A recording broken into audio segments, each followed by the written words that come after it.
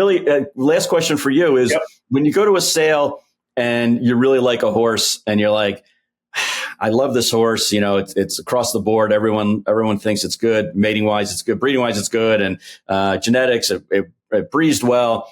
You know, and it's just going to be a little bit more than I think what we can pull together. Do you find that it's better to like let the investors know ahead of time, hey, this is what I think we're going to have to spend on the horse? Or are you buying the horse on spec and then going to get investors at that point? Buying the horse on spec and going to get investors. Okay. But we have to be really careful because if we price ourselves out, it's not good. We know what our investors like to spend on horses. So my theory is there's always another horse. I will put my head down. I'll be there. That's what I always tell people too when they're buying, you know, or they're buying one of our horses. Hey, just be there. I don't know what the horse is going to bring. I can tell you that we're going to make our reserve very reasonable just to kind of get it going. I've kind of changed my pattern lately on finding out reserves. I really don't like to anymore. I used to be a big reserve guy and know that the reserve was 99 and try to be 100. I don't want to do that anymore. I just go in and I kind of think what I want to spend or what we want to spend, I should say. And if it goes, you know, there's always a little, oh God, I really want this. Can we do it an extra couple of bids? Sure. But then there's a point where you just go, hey, it wasn't meant to be. And you just move on.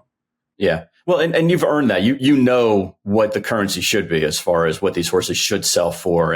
And if it's way above that, then it wasn't meant to be anyway. Sure. So when do you partner up with people? Is it that you've landed on the same horse and you don't want to run each other up, or you need the extra? Very rarely do we partner up with people on sales horses. In fact, I think it's only happened a couple times because when you do, it actually the margins get affected.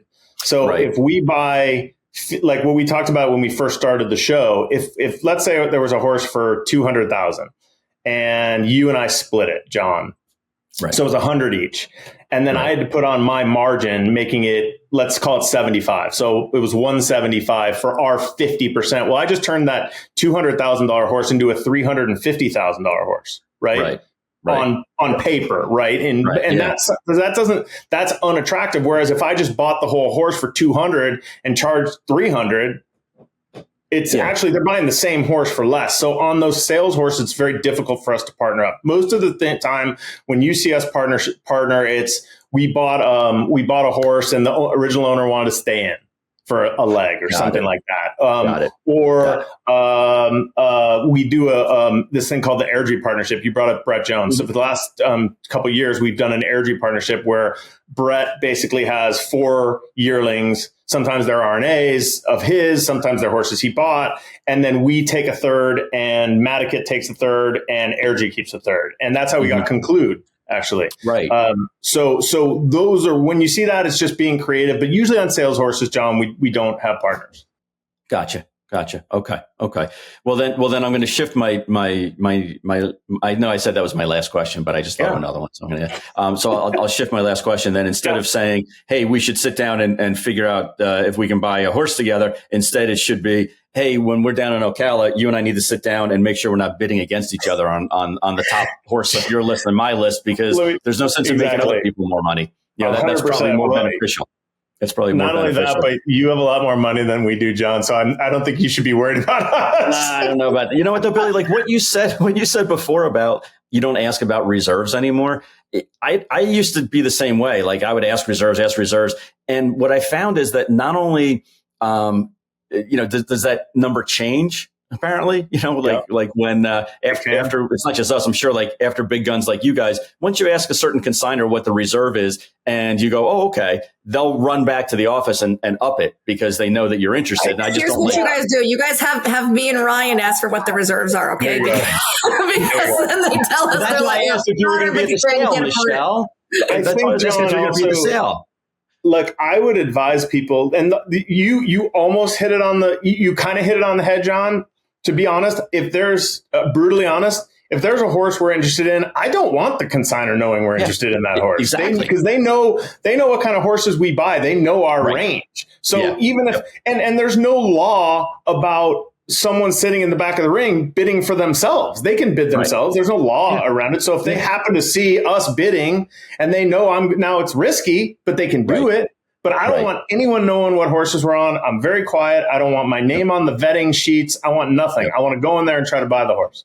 Yep. Well, the only time that your name is on the vet sheets and stuff is because I actually use your name as a pseudonym. So that way they don't know it's me. That's good. I put Little Red Feather. Oh my gosh, I'm going to start doing that too. That's genius. You guys should all Billy do Koch it. has bet a lot of horses today. Yeah, what the hell is Billy doing? Except when I get the bills, it'll be like right here. Exactly. Then we can dole it out accordingly. Yeah. So now, Michelle, it sounds like I'm hiring you not only as my muscle, but also to throw people off the scent. Yes. Yes. Okay, the decoy.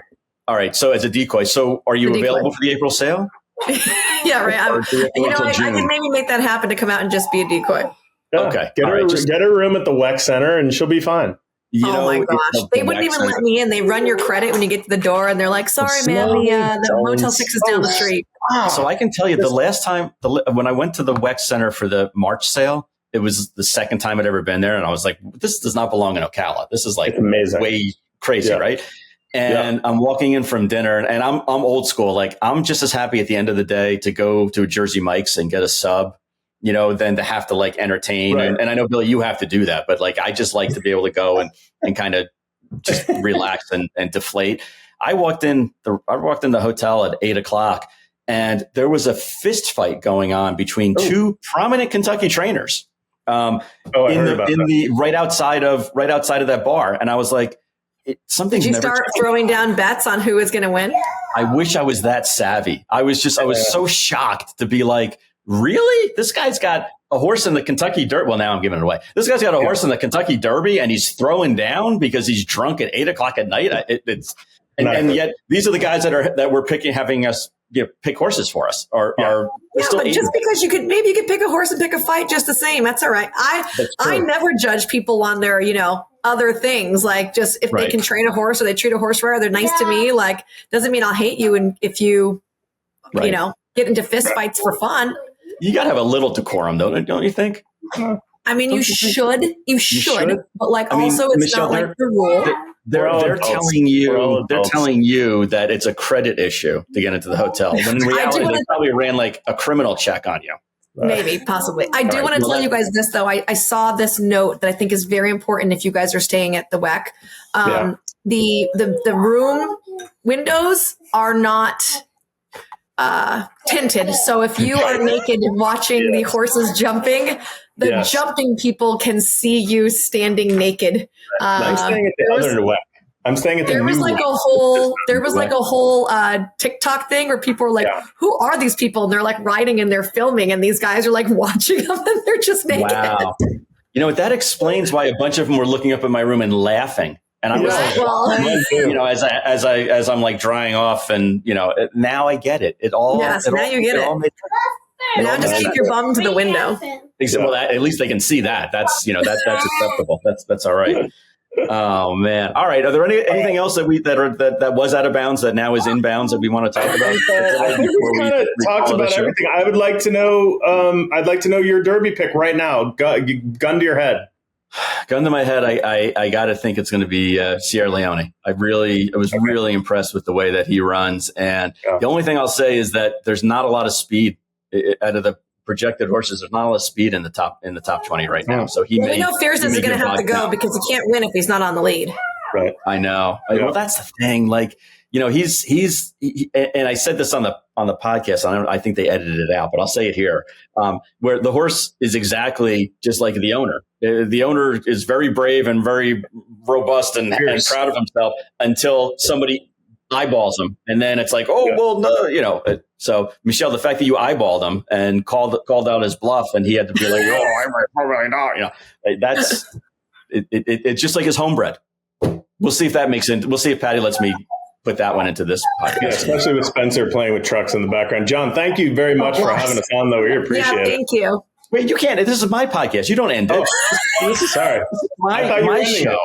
I wanted to know. I'm going to throw that right back at you. Who do you think is going to win the Derby? Gun to your head. Yeah, no, you know what? I really was impressed with Sierra Leone. Also, I was at Keeneland on Saturday, and he was just awesome. I mean, he covers so much ground. I think if you're looking for another horse, humble brag. What do you mean? What was the humble brag? That I was at Keeneland? Yeah. Okay, sorry. I saw him on TV. How's it feeling this Saturday? There's your free bottle of bourbon, Michelle. The truth is, I saw him in the paddock and then I left to beat the traffic. I did not want to do that. So there's your humble brag. That's truth. That's truth. I think Chasing Freedom, people will forget about his big move that he made too. I think he's an interesting one. I think the horse that finished second to Sierra Leone for Brad Cox. Oh, the Justify? Yeah, I thought that horse ran really well, and he got a lot of experience that day. I will be against Fierceness. Just I won't at a short price, knowing that he needs so much to go right. I'll be against him. That's where I'm at right now. Very fair. Michelle? In my fantasy draft, I picked Sierra Leone first round. I'm not really in love with anybody this year. I don't like the fact that he is a cold closer because I really prefer a horse that can be more forwardly placed. But I just don't. I mean, Fears is going to go out there and give it his all. And if he's on a lone lead, he'll look really good turning for home.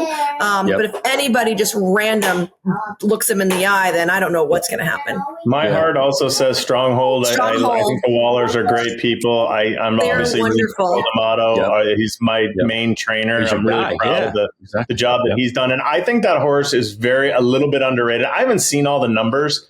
I've seen that horse train. He trains like he trains like a really good horse that he is. Obviously won the San Diego Derby and he was impressive and he had trouble and he's a cool little dude. He's not the biggest horse in the world, but he's pretty cool and nothing bugs him. I think he can handle a big crowd and you're probably going to get 20 to 1, 18 to 1 on that much. You think? Yeah.